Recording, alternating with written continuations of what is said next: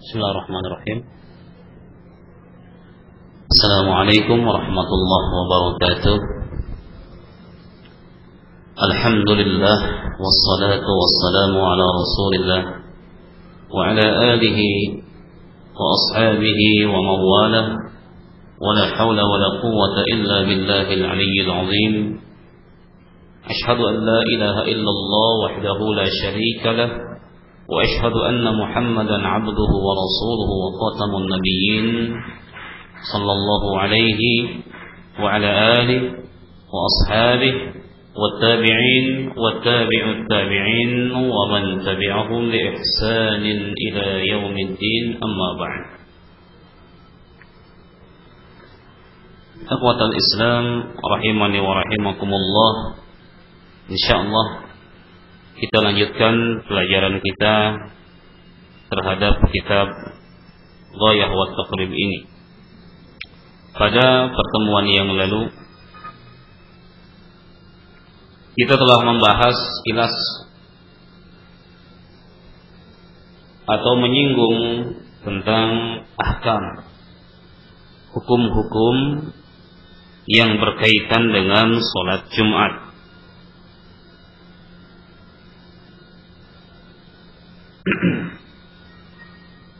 Di antaranya kita telah bacakan syarat-syarat wajibnya salat Jumat.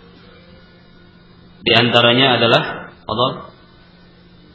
apa syarat wajib salat Jumat? Islam. Kemudian baligh. Kemudian al-aqlu, berakal. Kemudian apa lagi? Naam, adz-dzukurah, ya, laki-laki. Kemudian al-muqim, orang yang muqim, ya, dan orang yang sehat. Ya. Ini syarat wajib Jumat. Berkaitan dengan apa? Individunya. Adapun berkaitan dengan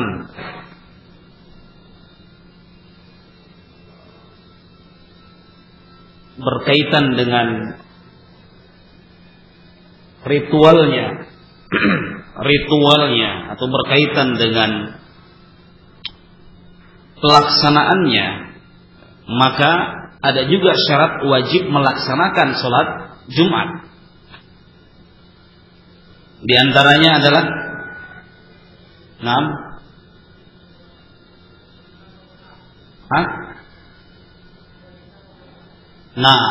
sah, ya, hendaknya dilakukan di sebuah tempat yang di situ sudah dihuni oleh berpenghuni dan ada di situ peradaban istilahnya, ya. Ada bangunannya, ya, ada penduduknya di situ. Ya, mereka wajib melaksanakan sholat Jumat. Kemudian apa lagi?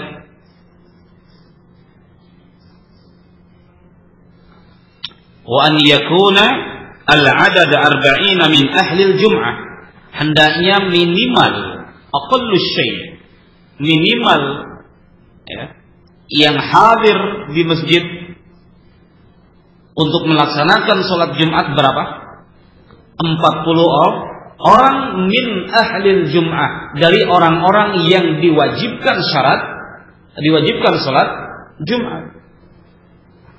Oleh karena itu, kalau kita katakan kemarin, seandainya ada 39 orang wajib Jumat, ada satu orang yang tidak wajib Jumat, anak kecil misalkan,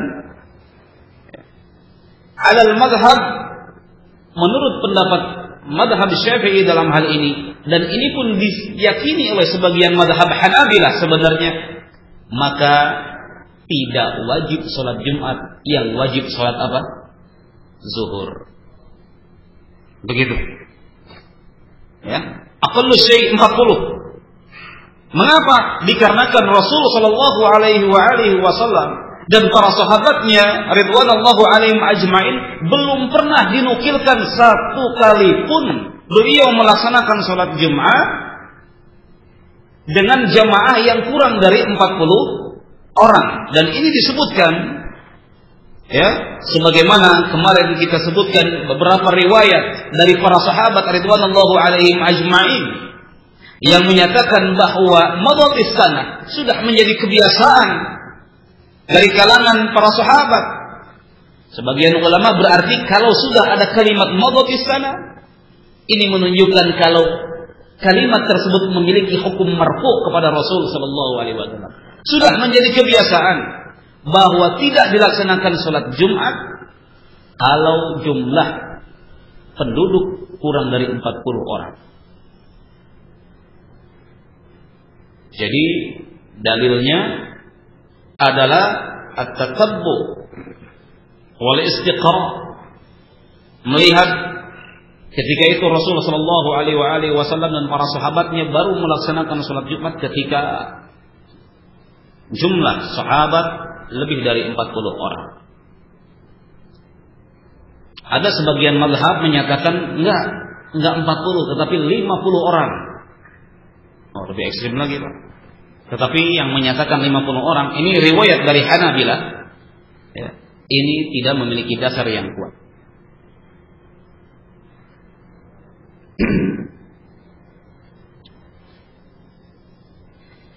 Jadi seperti itu ya, minimal berapa? 40 orang. Kalau kita berapa? 2. Betul ya? 2 orang. Maksudnya kalau yang kita pelajari dari apa? Dari mengenal kita dakwah ini berapa? 2 orang. Kenapa? Karena aqallu syai', minimal salat jamaah itu adalah 2 orang. Dapat dibayangkan 2 orang, yang satunya khutbah, yang satunya apa? Mendengarkan. 2 orang. Jadi minimal memang 2 orang. Silakan antum pilih, tetapi ya yang dilakukan oleh Rasulullah SAW belum pernah ada ya 2 orang atau lebih atau kurang dari 40 orang belum pernah dilakukan salat Jumat. Lebih dari 40 orang baru salat Jumat. Nah, dan ini adalah mu'tamad inda Syafi'iyah dan juga disepakati oleh sebagian ulama mazhab yang lain. 40 orang ini. Nah, sebagaimana kita katakan riwayat Jabir bin Abdullah. Nah, walaupun memang sanadnya dhaif ya, tetapi ini menjadi alasan kuat bagi mazhab Syafi'i untuk menyatakan 40 orang ini adalah kadar atau jumlah minimal seseorang atau sebuah kampung bisa melaksanakan salat Jumat. Berarti kalau antum misalkan membuka kapling baru, misalkan ini ya, bikin kapling perumahan apa sih, Salafi Regensi, apalah pokoknya lah, Salafi Indah atau apalah macam-macam gitu kan. Rumahnya cuma beberapa rumah doang, cuma 6 rumah saja, 6 kepala keluarga. Ya, maka di situ tidak wajib sholat Jumat. Berarti kemana kita mengikutnya? Ya, keluar. Misalkan dekat dengan perkampungan, di situ ada jumlah ya dekat, ya artinya bukan jarak safar, dekat. Maka kita menuju ke masjid yang apa? Yang di situ banyak. Nah. Woi.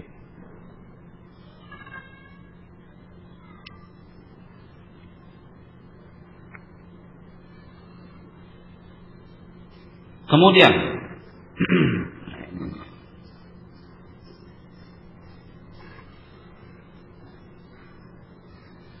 wa fara'idha thalathatu asya'. Ketika dilaksanakan salat Jumat sudah memenuhi syarat terhadap individu dan sudah memenuhi syarat terhadap keadaan masyarakat, dia adalah masyarakat, ada bangunannya, kemudian sampai kepada 40 orang. Nah, ketika pelaksanaan ada yang namanya fardunya. Yang dikatakan di sini ada 3 macam. Fardu dari salat Jumat.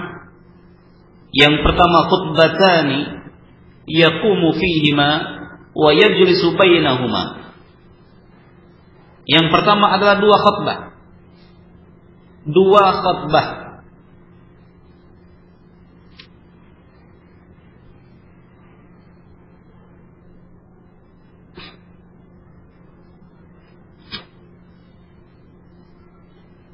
Yang dilakukan secara berdiri, yaqumu fihima wa yajlisu bainahuma, dan diselingi dengan duduk sebentar di antara kedua khutbah tersebut.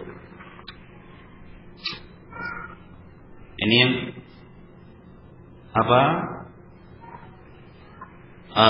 salah satu dari syarat. Kemudian yang ketiga adalah wa an tusalli rak'atain fi jamaah, dan salat 2 rakaat dalam keadaan atau dengan berjamaah.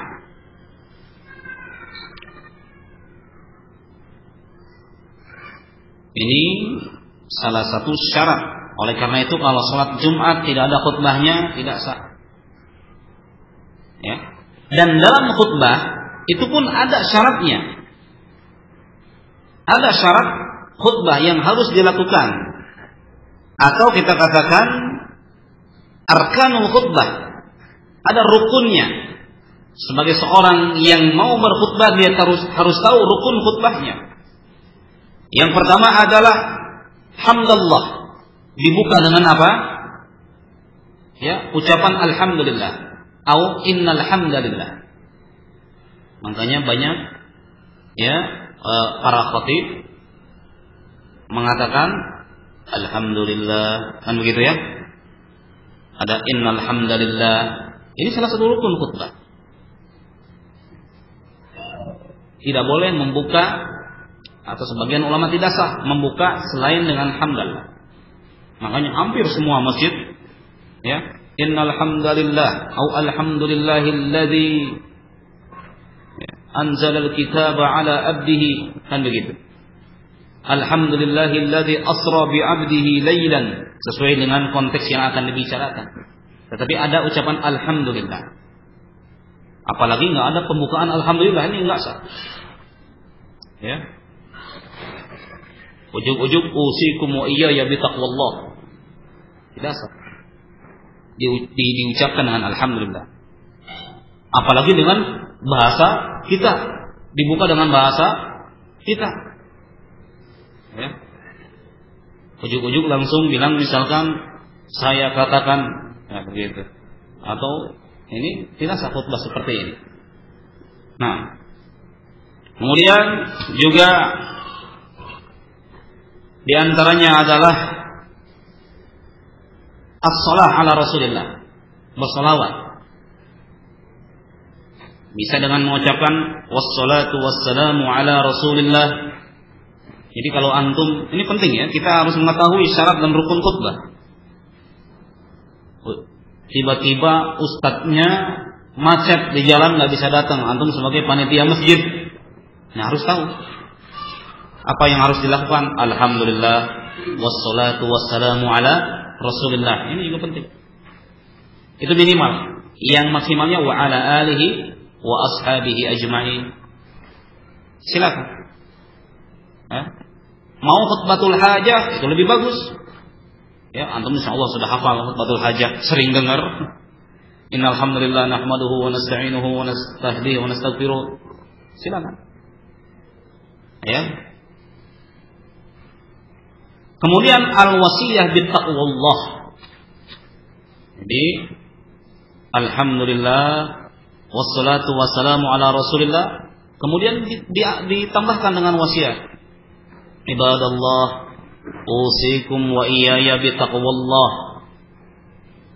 fala tamutunna illa wa antum muslimun.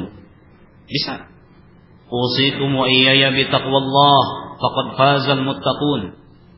Ini menurut mazhab Syafi'i, ini harus dalam khutbah. Mengapa? Rasul sallallahu alaihi wasallam melakukan ini, senantiasa melakukan ini ketika salat Jumat. Ya.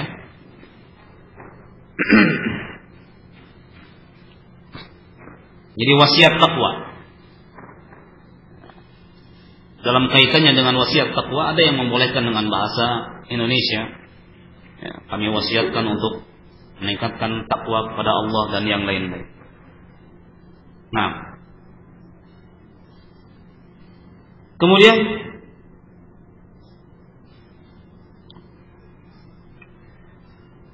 apa lagi? Membaca ayat Al-Quran ketika khutbah, minimal 1 ayat.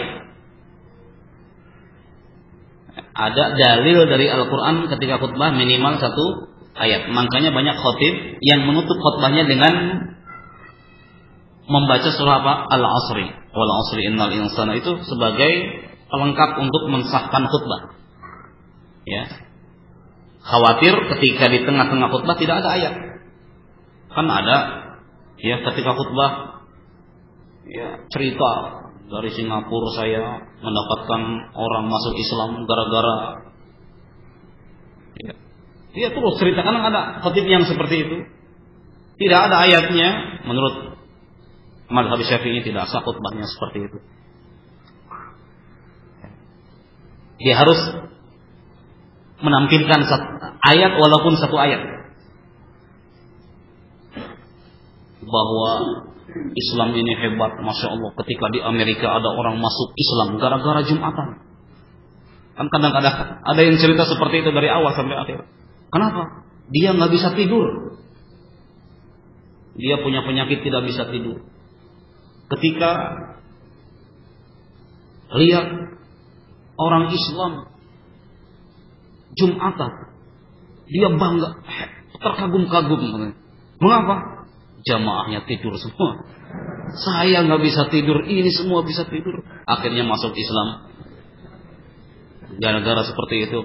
Ini ada khutbah yang seperti itu. Saya pun subhanallah. Ini dari awal sampai akhir cerita tentang kejayaan Islam ternyata dari sisi situ.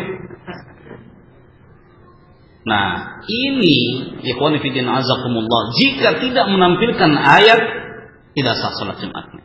Harus ada ayat. Ya, kadang-kadang ada khatib yang apa ya? Dari awal sampai akhir cerita saja kisahnya atau cerita tentang bagus ya, tentang orang-orang ya, pembantaian terhadap kaum muslimin, lupa membacakan ayat. Nah, menurut pandangan mazhab Syafi'i dalam hal ini tidak sah khutbah yang seperti itu. Kemudian doa, ya, berdoa untuk lil mu'minin, untuk kaum mukminin. Hal ini senantiasa dilakukan oleh Rasul sallallahu alaihi wasallam dalam khutbah Jumat beliau, berdoa untuk kaum mukminin. Makanya di akhir itu, di khutbah yang kedua, biasanya Rasul sallallahu alaihi wasallam berdoa, Allahumma ighfir lil mu'minina lil muslimina wal muslimat wal mu'minina wal mu'minat. Minimal seperti itu. Al ahya'i minhum wal amwat. Innaka sami'un qaribun mujibud da'wat ya qadiyal hajat. Setelah itu silakan berdoa dengan doa yang kita mau. Ya, yang khatib mau. Nah, ini kaitannya dengan khutbah. Ya. Jadi dibuka dengan alhamdulillah. Kemudian apa lagi? Wasiat, as-salawat, kemudian wasiat, takwa, kemudian apa lagi? Membaca ayat, kemudian apa lagi? Doa. Makanya kalau kita lakukan ini sah khutbahnya. Innal hamdalillah wassalatu wassalamu ala Rasulillah wa ala alihi wa ashabihi wa mawala. Ibadallah, usikum wa iyaya bitaqwallah faqad fazal muttaqun. 3. Faqala ta'ala Ya ayyuhalladzina amanu taqullaha haqqa tuqatih wa la tamutunna illa wa antum muslimun. Berapa? 4. Aqulu qawli hadza wastaghfiruhu innahu huwal ghafurur rahim. Naik lagi, seperti itu lagi. Doa kepada kaum mukminin, selesai. Menurut pandangan mazhab Syafi'i sah. Seperti itu. Terpenuhi rukun. Iya. Daripada cerita dari awal sampai akhir ayat nggak ada, doanya nggak ada. Nah, ya.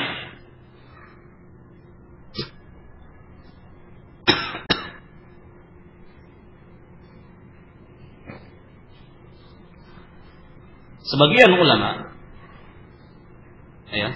ulama madhab dalam hal ini, atau bahkan kita katakan ini adalah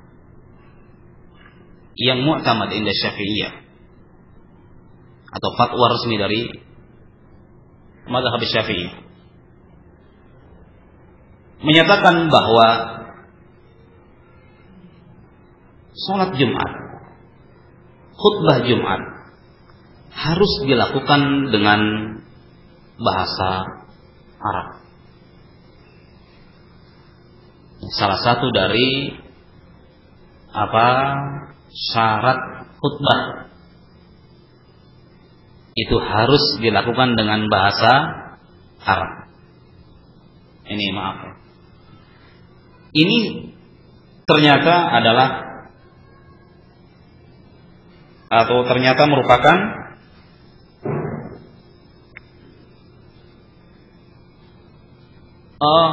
fatwa resmi dari mazhab Syafi'i. Mengapa? Mengapa harus dilakukan dengan bahasa Arab? Dikarenakan Rasul sallallahu alaihi wasallam berkhutbah dengan bahasa Arab. Seperti itu. Subhanallah. Berarti amat sangat mengikuti sunnah. Oleh karena itu kita jangan langsung mengklaim kebenaran ada pada kita secara mutlak.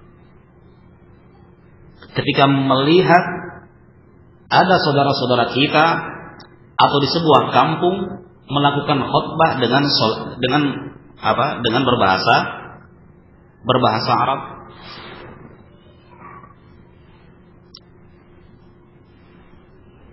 dikarenakan mereka niatnya adalah dalam rangka mengikuti sunnah, dalam rangka menghidupkan sunnah. Banyak di kampung-kampung mereka yang amat sangat kuat memegang pendapat dari Imam Syafi'i ini wajib berbahasa Arab. Tadi khutbahnya seperti itu tadi, singkat sekali. Mungkin 5 menit sudah kurang. Saya pun kaget. Innal hamdalillah nahmaduhu wa nasta'inuhu wassalatu wassalamu ala Rasulillah wa ala alihi wa ashabihi wa mawalah. Dari sini enggak ada masalah. Memang seperti ini. Apalagi ya ayyuhalladzina amanu taqullaha terus Kemudian setelah itu ibadallah usikum wa iyya bitaqwallah. Faqad qala ta'ala fil kitabil aziz. A'udzu billahi minasyaitonir rajim. Bismillahirrahmanirrahim. Baca surat. Setelah itu aqulu qawli hadza wastaghfiruhu innahu huwal ghafurur rahim. Subhanallah. Amat sangat disukai oleh jamaah kalau kayak gitu. Itu bisa penuh. Mungkin kalau ada masjid di sini dan ada masjid yang di sana, yang akan dipilih adalah masjid yang khutbahnya cepat, apalagi kita di Jakarta. Alasannya bukan karena bahasa Arabnya, bukan karena ngerti atau enggaknya, ini paling cepat. Yang paling lama tentunya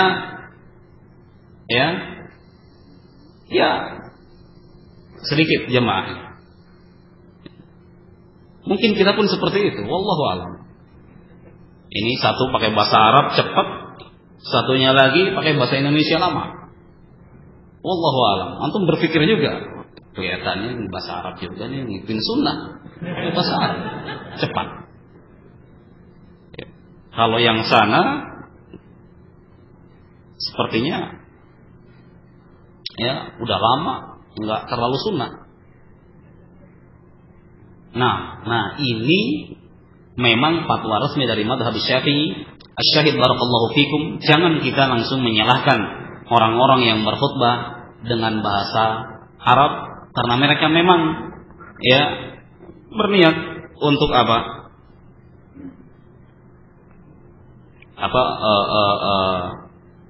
untuk mengikuti sunnah. Kita katakan sebagian dari mereka menganggap wajib, tetapi as-sahih dalam hal ini tidak wajib dengan bahasa Arab. As-sahih dalam hal ini tidak wajib dengan bahasa Arab. Ya. Artinya khutbah sah dengan menggunakan bahasa selain bahasa Arab. Tetapi ikhwani fi din azakumullah, mazhab Syafi'i menekankan kalau ada orang yang bisa pakai bahasa Arab khutbahnya. Tetapi kalau dalam sebuah kampung tidak ada orang yang bisa berbahasa Arab untuk melakukan khutbah, maka boleh dengan menggunakan bahasa lainnya. Tetapi ikhwani fi din azakumullah, ini kita katakan mazhab Syafi'i dalam hal ini. Tetapi ya al-mazhab ar-rajih ya adalah bahwa fungsi dari khutbah itu agar kita mendengarkan al-wa'd, mendengarkan nasihat. Ya. Seandainya mayoritas penduduk ketika itu tidak memahami bahasa Arab, ketika ada khutbah dengan berbahasa Arab, apa fungsinya khutbah kalau begitu? Karena khutbah fungsinya adalah untuk apa? Menyampaikan sesuatu yang dimengerti kepada si pendengar. Oleh karenanya, ar-rajih dalam hal ini berkhutbah dengan bahasa yang difahami oleh jamaah. Nah, tetapi ini bukan mazhab Syafi'i. Ya, ini pendapat ulama yang lain. Kalau mazhab Syafi'i di masjid ini ya pakai bahasa Arab. Ya, kita katakan khutbah dengan bahasa apa? Ya, kalau mazhab Syafi'i pakai bahasa Arab. As-sahih. Walaupun memang tidak wajib pakai bahasa Arab, tetapi ya prioritas adalah dengan menggunakan bahasa Arab. Nah. Baik, kemudian wahayatuha, betul? Wahayatuha, tata caranya atau sunnah-sunnahnya. Tadi yang wajibnya, kemudian yang sunnahnya. Wahayatuha, yang sunnahnya. Arba'un, ada 4 macam. Yang sunnahnya ada 4. Artinya kalau tidak melakukan ini bukan atau tidak merusak sah atau tidaknya sholat Jumat. Yang pertama adalah al-ghuslu, mandi. Mandi Jumat berarti apa hukumnya? Sunnah. Sunnah atau wajib? Sunnah.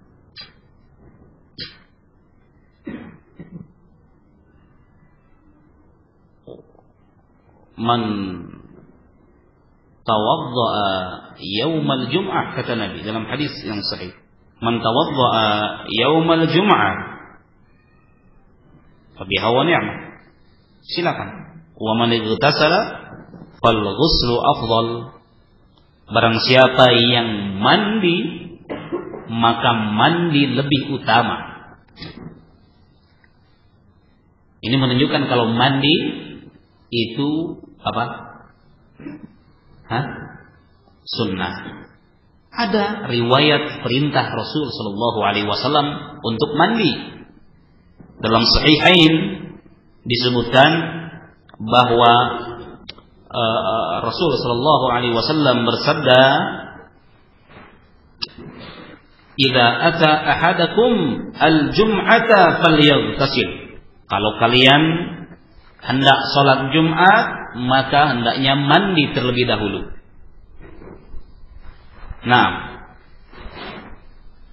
namun akhwani fi din azakumullah, jika mandi itu wajib, maka Utsman ibnu Affan radhiyallahu anhu yang ketika Umar bin Khattab khutbah beliau datang belum mandi, tidak mandi. Umar mengingkarinya, tetapi Utsman meneruskan salat Jumatnya. Seandainya wajib, hal tersebut tentunya dipermasalahkan oleh para sahabat ridwanullahu alaihim ajmain. Nah, jadi memang ada nusus wahyain, ada teks-teks ya dari Al-Quran dan As-Sunnah yang jangan langsung kita memahaminya, jangan langsung kita memvonisnya. Al-amru, memang perintah itu dasar asalnya menunjukkan wajib, tetapi tidak setiap perintah dalam satu kasus tertentu kita hukumi sebagai perkara yang wajib. Apalagi dalam hal memahami agama, manhaj kita jelas, Al-Quran, As-Sunnah, ala fahmi sahabah. Ala fahmi sahabah ini yang membedakan antara ahlu sunnah dengan yang lainnya. Ala fahmi sahabah, harus ditimbang kepada pemahaman para sahabat radhiyallahu alaihim ajmain terhadap nusus Al-Quran dan As-Sunnah ini. Memang ada perintah falyaghtasil menunjukkan apa? Wajib. Tetapi lihat bagaimana para sahabat memahami nas dari Al-Quran dan As-Sunnah, apa wajib atau tidak. Ini berlaku untuk perkara yang lainnya juga. Jangan kita langsung mengambil zahir zahir ayat kemudian langsung mengambil sebuah kesimpulan. Ini berbahaya sekali. Banyak kesalahan-kesalahan terjadi ketika kita arogan dalam memahami ayat Al-Quran dan As-Sunnah tanpa melihat kepada bagaimana para salaf mempraktikannya. Makanya ikhwan fillah azakumullah, tidak bisa dipisahkan manhaj ya, dengan mempelajari fikih. Harus jelas ya manhajnya ketika kita belajar fikih.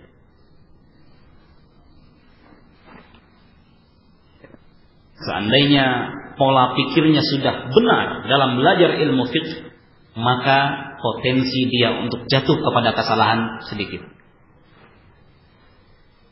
Nah, syahid barakallahu fiqh bahwa al-mandi untuk melakukan Jumat ini hukumnya apa? Sunnah. Kemudian wa tanziful jasad.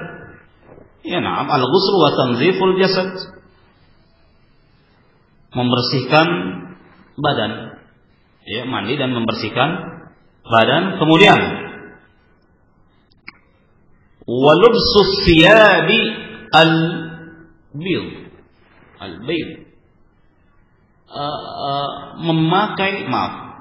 Memakai apa? Baju yang berwarna apa? Putih. Masya Allah.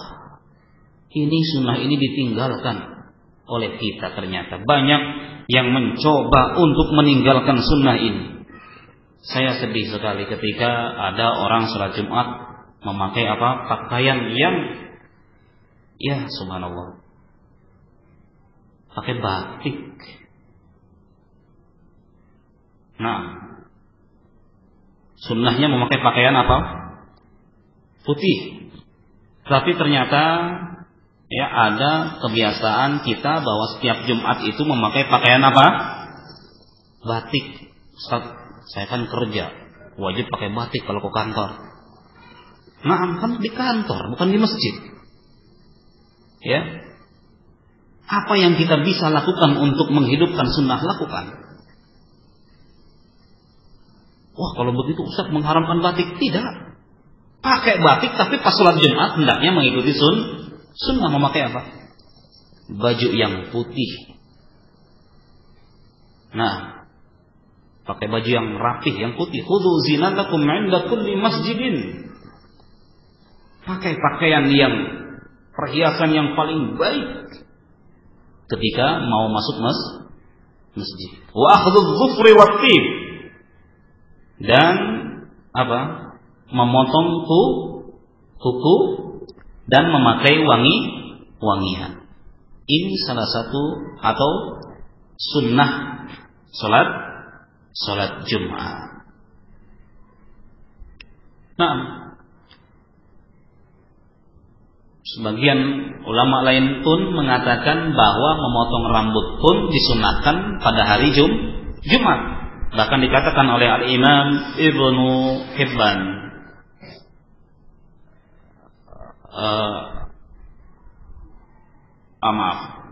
dikatakan oleh para ulama, kama yustahabbul ghuslu wat-tib, yustahabbu izalatu dhufri wasy'ari, ya, al-mustahab izalatuhuma. Disunnahkan untuk memotong kuku dan memotong rambut, ya, menggunting kuku dan memotong rambut, atau memotong kuku dan menggunting rambut, ya, yang memang diperlukan untuk dipotong. Nah, itu pada hari Jumat. Nah, oleh karena itu, ikhwan fillah azakumullah, jika tidak melakukan ini semua yang tadi disebutkan, hukumnya apa? Makruh ala sahih. Menurut pendapat as-sahih dari mazhab, kalau enggak mandi dibenci di hari Jumat. Kalau tidak mandi dibenci. Kalau kuku butuh dipotong, udah panjang-panjang kukunya, ya, di hari Jumat tidak dipotong, itu dibenci. Tapi kalau sudah pendek enggak perlu. Ya. Nah, kemudian wa yustahabbul insatu fi halatil khutbah. Disunnahkan untuk diam ketika khutbah. Jadi diam itu sunnah. Nah, memang ulama madhab dalam hal ini ada dua qaul. Fi qaulan. Ya.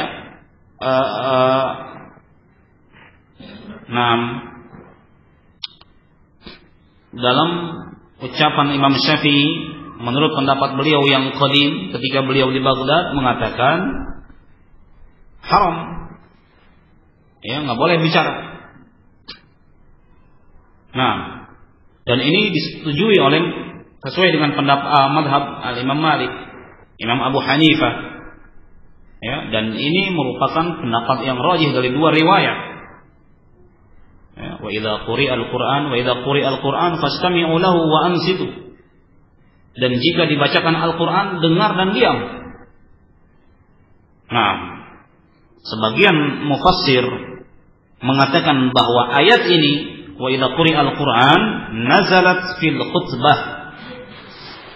khutbah, turun ketika ketika dalam keadaan khutbah Jumat. Nah, mengapa di khutbah itu dikatakan Quran, bacaan Quran? Dikarenakan pada khutbah itu terdapat bacaan ayat-ayat Al-Quran. Nah, juga sabda Rasulullah sallallahu alaihi wasallam dalam hadis diriwayatkan oleh Imam Bukhari, idza qulta li sahibika yaumal jum'ah, apabila pada hari Jumat kamu bilang kepada teman kamu, ya, wal imamu yakhutub, sementara imam dalam keadaan berkhutbah, ansit, kamu bilang ansit, diam kamu, faqad laghawta, ya, kamu telah berbuat salah. Faqad laghawta. Jadi memang ya yang rajih menurut sebagian mazhab ini diam, tidak boleh bicara. Bahkan untuk mendiamkan saja itu laghawta, kamu telah salah. Kamu telah bicara. Nah, namun menurut pendapat Al-Jadid, dari pendapat Qadim dari mazhab Syafi'i, pendapat Jadid yaitu pendapat beliau ketika di mana? Di Mesir, dan beliau wafat di Mesir, adalah laisa biharam.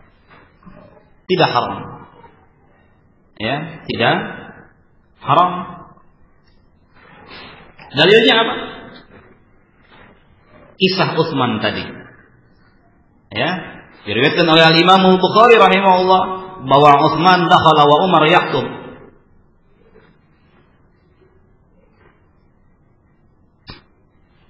Utsman masuk masjid, Umar sudah dalam keadaan apa? Tadi berkhutbah. Faqala Umar, ya ma balu rijal yata'akhkharuna 'anil nida. Menyindir Utsman tapi tidak menyebutkan nama. Subhanallah, ya. Tidak menyebutkan nama ketika ada yang salah. Ya. Bagaimana ada orang yang yata'akhkharuna 'anil nida, terlambat menyambut seruan azan. Umar merasa, wah ini nyinggung saya, nyindir saya. Langsung bicara Utsman berbicara. Ketika itu Umar dalam keadaan apa? Berkhutbah. Ya Amirul Mukminin, ma zidtu hinna sami'tu nida'an tawaddatu. Ya. Wahai Amirul Mukminin, ya. Aku ini ketika mendengar azan itu masih dalam keadaan berwudu. Ya. Nah, juga Rasul Shallallahu Alaihi Wasallam dalam riwayat yang lain pernah ketika itu beliau berkhutbah, ya. Kemudian ada seorang yang tiba-tiba berdiri dan bertanya, mata sah, kapan hari kiamat? Ya. Fa'auma'an nas ilaihi bisukut. Manusia pun memberikan kode untuk sukut, untuk diam. Ya, lagi khutbah tiba-tiba mata sah, kapan hari kiamat? Begitu. Ya, manusia pun diam. Begitu. Kemudian ini kisah yang ma'ruf ya di Riyadhus Shalihin. Diulang lagi, malah nanya lagi, kapan hari kiamat? Sudah dikasih kode, malah makin nanya. Ya. Faqala Rasul sallallahu alaihi wasallam, setelah pertanyaan yang kedua, nanya langsung Rasul kepada orang tersebut, ma'adadta laha. Apa yang kamu siapkan untuk menghadapi hari kiamat? Nanya aja. Apa yang kamu persiapkan untuk menghadapi hari kiamat? Qala hubbullah wa rasulih. Aku enggak banyak persiapan. Ya, dalam riwayat yang lain, ma'adatu illa, ya, aku tidak banyak mempersiapkan dengan memperbanyak sholat sunnah atau memperbanyak yang diperbanyak, tetapi saya mencintai Allah dan Rasulnya. Gitu. Faqala Nabi sallallahu alaihi wasallam, anta bagaimana? Anta au innaka ma'a man ahbabta. Sesungguhnya kamu akan bersama orang-orang yang dicintai oleh orang-orang yang kamu cintai.